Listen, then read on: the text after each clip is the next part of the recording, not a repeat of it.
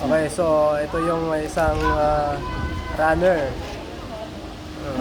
Athletics player to. So pang ilan ka? Pangalawa po. So ilan kaya naglaban na babae? Dalawa lang.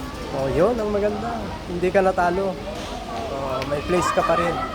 Okay lang po kahit nawalan po ako ng hininga. At least nakaya ko po. Yun. Oh, 1-5. practice lang ng practice.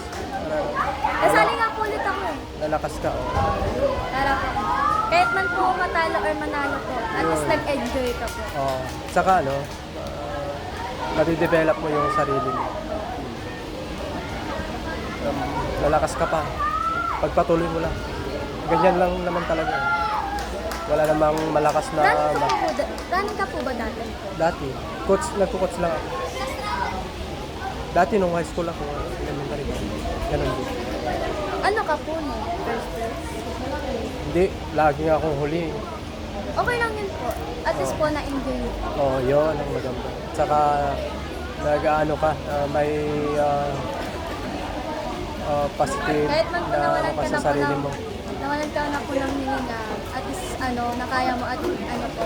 Alam mo na kung paano po mag-run. Oh, sabihan mo ngayong mga magiging player. Oh, hawakan mo to. Mag-message sa kanila. Kung man po magiging player po kayo, kahit man po matalo or manalo po, at least po nag-enjoy po kayo. Okay lang po yan.